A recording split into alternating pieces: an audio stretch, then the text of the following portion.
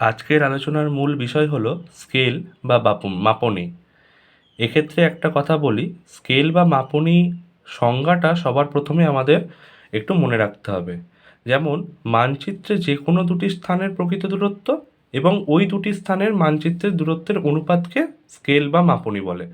অর্থাৎ ম্যাপে ধরে নিলাম এ এবং বি এই দুটি স্থানের মধ্যে দূরত্ব, এবং আসলে ভূমির মধ্যে ওই দুটি স্থানের মধ্যে প্রকৃত দূরত্ব এর অনুপাতকে স্কেল বলা হয়।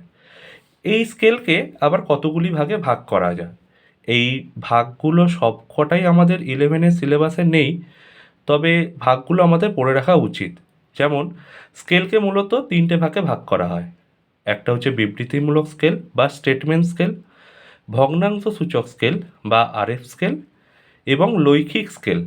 এই লৈখিক স্কেলকে আবার তিনটে ভাগে ভাগ করা হয়, যেমন রৈখিক স্কেল, ভার্নিয়ার স্কেল এবং ডায়াগোনাল বা কর্নিক স্কেল।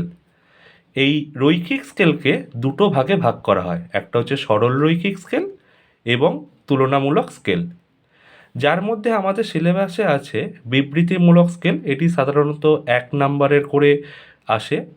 আবার আছে ভগ্নাংশ সূচক স্কেল, এটিও সাধারণত 1 নম্বরের প্রশ্ন হিসাবে আসে। এবং আমাদের আছে সরল রৈখিক স্কেল। আজকের ভিডিওতে আমরা এই স্কেল সম্বন্ধে এইটুকু ধারণা পেলাম।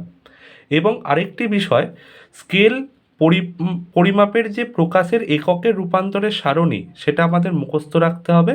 অর্থাৎ বিবৃতিমূলক স্কেল, ভগ্নাংশ সূচক স্কেল এবং সরলরৈখিক স্কেল, এই সবকটা স্কেলের ক্ষেত্রে এই টেবিলটি অত্যন্ত জরুরি।